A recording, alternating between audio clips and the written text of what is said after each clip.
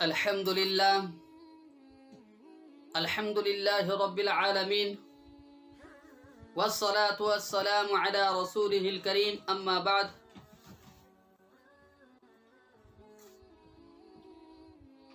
میں نے پچھلے ویڈیو میں آپ لوگوں سے کہا تھا کہ حضرت ایوب علیہ السلام کے وہ واقعہ جس میں انہوں نے صبر کیا تھا، یعنی صبر والا واقعہ بیان کروں گا، کیونکہ جو پچھلا موضوع تھا میرا وہ بھی صبر کے عنوان پر ہی تھا۔ تو اس ویڈیو میں بھی میں حضرت ایوب علیہ السلام کا صبر کا واقعہ بیان کروں گا۔ تو چلیے حضرت ایوب علیہ السلام کے صبر کے واقعے کی طرف چلتے ہیں۔ حضرت ایوب علیہ السلام اللہ کے نبی تھے، اور اللہ تعالیٰ نے حضرت ایوب علیہ السلام کو اولاد، مال، یہاں تک کہ اللہ نے ہر نعمتوں سے ان کو سرفراز کیا تھا، ہر نعمتیں دیا تھا۔ تو ایک دن شیطان کہنے لگا کہ تمام عبادتیں ان کی اس وجہ سے ہے کہ ان کے پاس مال ہے، ان کے پاس اولاد ہے، اور ان کے پاس بے شمار نعمتیں ہیں۔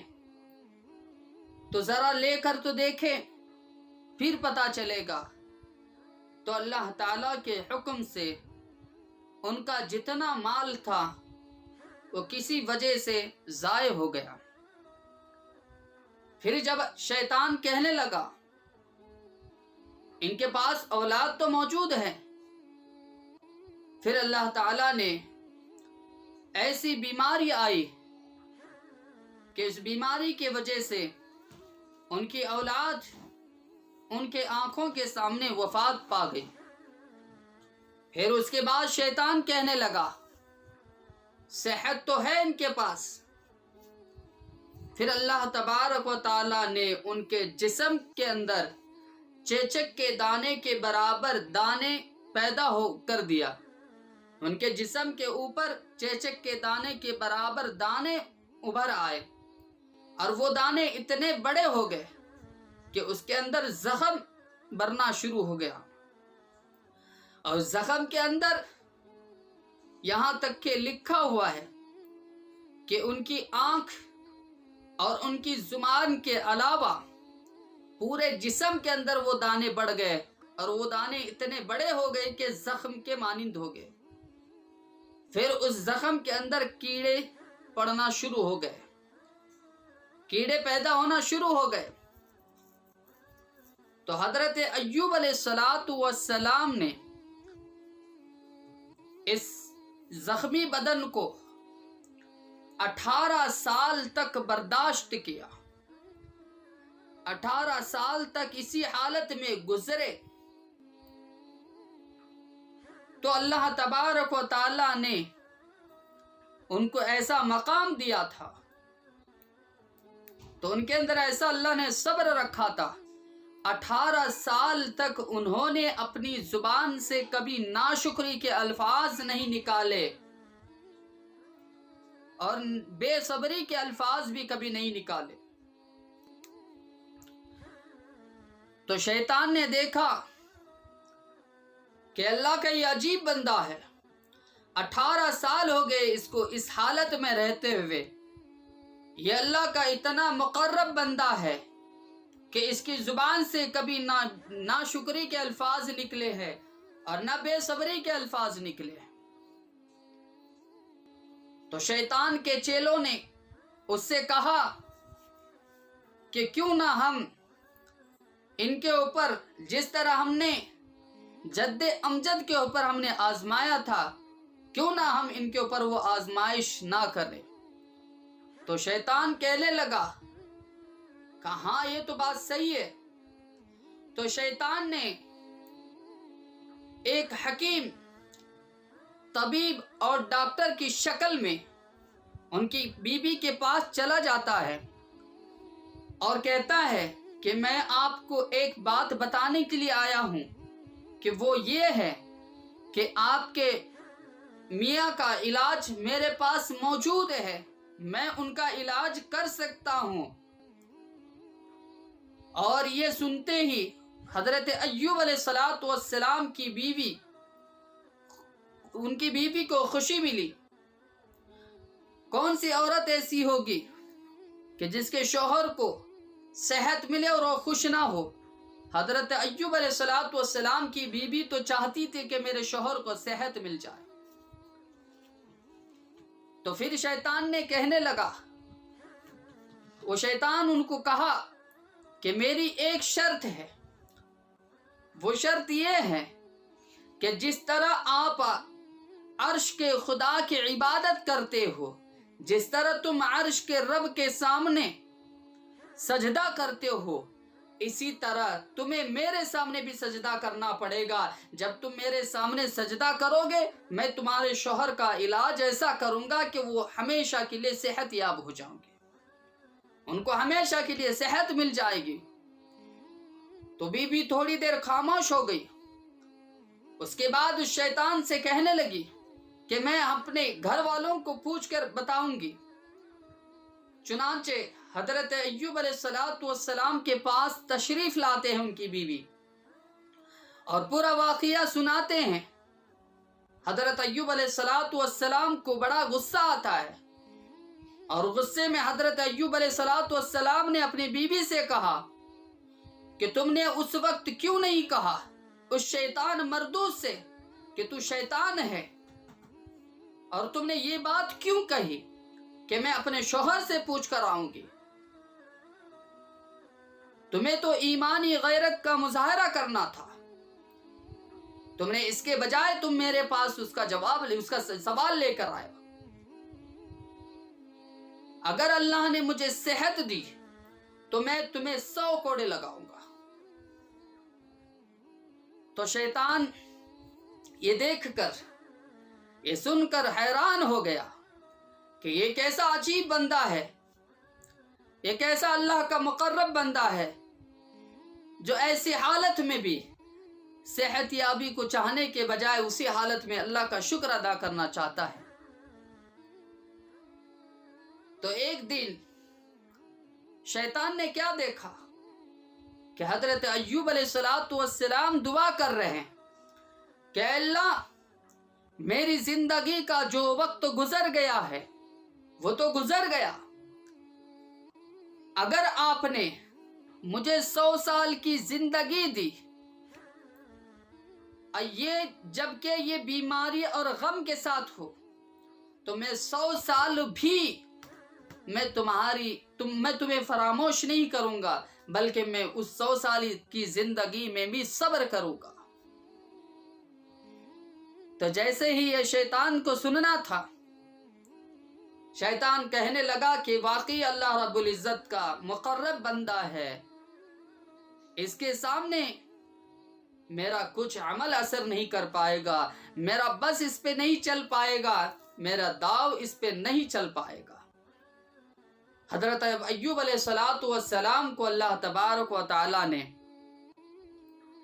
صحت دی۔ صحت دینے کے بعد اللہ تبارک و تعالی نے حضرت ایوب علیہ السلام کو ان کی وہ بات یاد آ گئی کہ انہوں نے اس وقت بیماری کی حالت میں کہا تھا اگر اللہ نے مجھے صحت دی تو میں تمہیں 100 کوڑے لگاؤں گا۔ تو حضرت ایوب علیہ السلام نے سوچا کہ اللہ نے مجھے صحت دیا ہے تو میں اس کو 100 کوڑے لگاؤں۔ اللہ تعالیٰ نے اس کا بدل دیا، اور اس کے بدلے میں اللہ تعالیٰ نے کہا کہ تم ایوب، تم چھوٹی چھوٹی پتلی پتلی ٹہنیاں مسواک کے مانند 100 لکڑیاں، مسواک کے مانند 100 لکڑیاں جمع کرو اور اس کو اکٹھا باندھ لو، پھر اس پہ جب تم 1 کوڑا لگاؤ گے تو مانا جائے گا کہ 100 کوڑے لگ گئے۔ تو یہاں ایک بات لکھی ہوئی ہے، یہاں ایک بات غور کرنے کا مقام ہے کہ جب اللہ تعالیٰ کسی کو معاف کرنا چاہتے ہیں، کسی کو کچھ راستہ دکھانا چاہتے ہیں تو اللہ تبارک و تعالیٰ کیا کرتے ہیں؟ اس کو خود راستہ بتاتے ہیں۔ تو اللہ تعالیٰ نے معاف کرنا چاہا تو اللہ تعالیٰ یہ راستہ دیا ان کو۔ حدیث پاک میں آتا ہے کہ اللہ رب العزت جب کسی بندے کی بخشش کا ارادہ کرتے ہیں، جب کسی بندے کے گناہوں کو معاف کرنے کا ارادہ کرتے ہیں، اس کی غلطیوں کو، کوتاہیوں کو معاف کرنے کا ارادہ کرتے ہیں، تو اللہ تبارک و تعالی جو اس کے ساتھ جو کرامن کاتبین جو رہتے ہیں، یعنی نیکی کے فرشتے اور بدی لکھنے والے فرشتے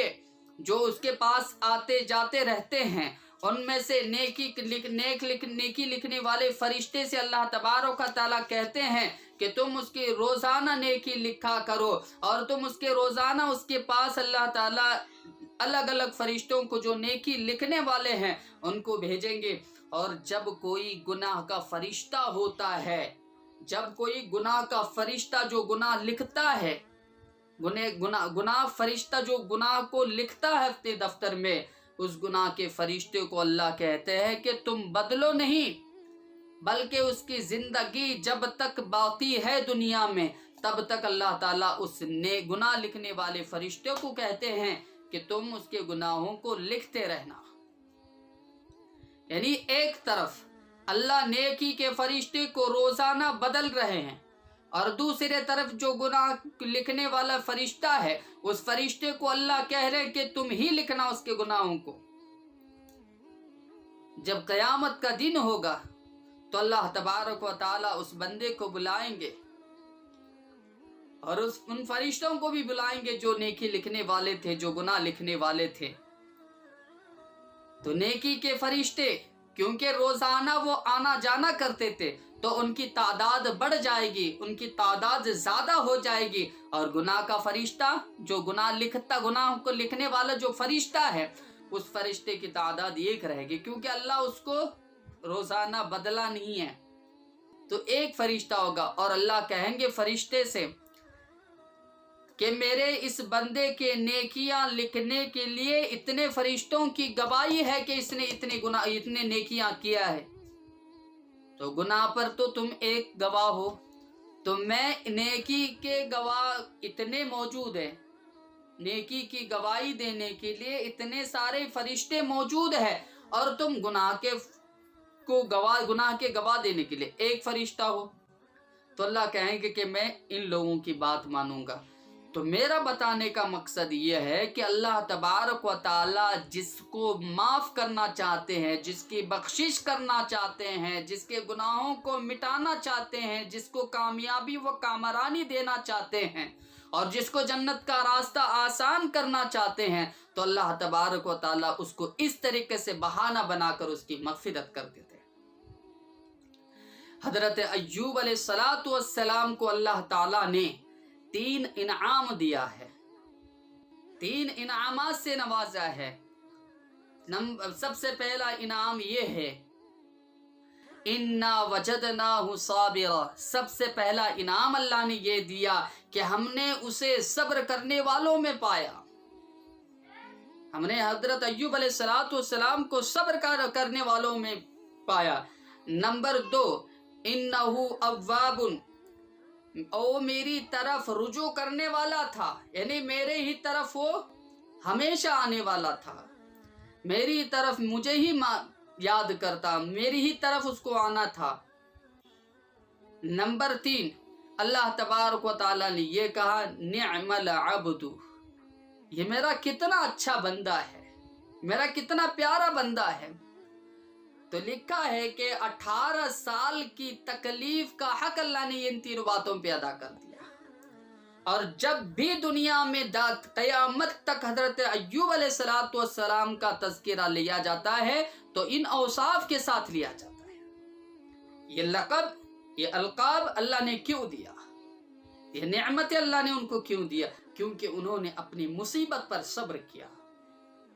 اپنی پریشانی میں صبر کا دامن نہیں چھوڑا، ہر وقت اللہ کا شکر ادا کرتے رہے، ہر وقت اللہ سے یہ کہتے رہے اے اللہ اگر آپ نے مجھے 100 سال کی زندگی ایسی ہی دیے کہ جس وقت ابھی میں بیماری میں ہوں اگر اور 100 سال کی زندگی اگر مجھے اسی حالت میں مل جائے تب بھی اے اللہ میں آپ کو فراموش نہیں کروں گا، آپ کو نہیں بھولوں گا، اس میں بھی خوشی کے ساتھ آپ کو یاد کروں گا۔ تو مجھے اور آپ کو چاہیے کہ ہماری پریشانی کے وقت، ہماری مصیبت کے وقت ہم اللہ کے شکوے شکایتیں لوگوں کے سامنے نہ کریں، اپنی پریشانیاں بیان نہ کریں، بس اللہ سے کہے کہ اللہ جس حال میں بھی آپ ہمیں رکھیں گے اے اللہ ہم اس حال میں آپ سے راضی ہیں، اے اللہ ہم آخر موت تک ہمیں اس کی توفیق دینا کہ اللہ تیرے تقدیر پر، تیرے فیصلے پر ہمیں راضی رہنے کی توفیق عطا فرما۔ اللہ سے یہ دعا کرنا چاہیے۔ اللہ کے نبی صلی اللہ علیہ وسلم دعا کرتے تھے، اللہم انی اسألک الرضا بعد القضاء، اے اللہ آپ کے فیصلے پر، آپ کی تقدیر پر مجھے راضی رکھ، جو بھی میرے ساتھ ہوگا اچھا یا برا وہ اس پہ مجھے راضی رکھنا۔ اللہ تبارک و تعالیٰ سے دعا ہے کہ اللہ تبارک و تعالیٰ مجھے اور آپ کو صابروں میں شامل فرمائے اور ہم ہر مصیبت پر صبر کرنے کی توفیق عطا فرمائے۔ ہماری پریشانیوں کی وجہ سے اللہ تبارک و تعالیٰ ہمارے درجات، ہمارے مقام کو اللہ تبارک و تعالیٰ بلند فرمائے۔ وآخر الدعوانا الحمد للہ رب العالمین۔ اگر ہمارا یہ ویڈیو آپ لوگوں کو پسند آتا ہے تو اس کو آگے شیئر کریں، اور تاکہ لوگوں کے اندر جو بے صبری ہے، وہ انسان بے صبری کی وجہ سے بہت سارے اپنی زبان سے ایسے الفاظ نکال دیتا ہے کہ جو کفر تک پہنچا دیتا ہے، بے صبری مصیبت کی وجہ سے۔ تو اس لیے ان لوگوں تک یہ اگر پہنچ جائے تو ہو سکتا ہے کہ آپ کے شیئر کرنے پر اس کی زندگی میں اللہ کا یقین آ جائے اور اپنی مصیبت پر صبر آ جائے۔ تو اس لیے اگر یہ ویڈیو پسند آتا ہے تو آپ آگے اس کو شیئر کریں اپنے دوستوں میں، اپنے رشتہ داروں میں، اور ہمارے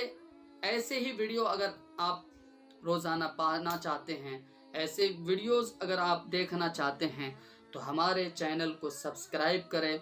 اور بیل آئیکن کو بھی پریس کریں تاکہ آنے والے ویڈیوز آپ تک آسانی کے ساتھ پہنچ سکے۔ اللہ تبارک و تعالی عمل کی توفیق عطا فرمائے۔ السلام علیکم ورحمۃ اللہ۔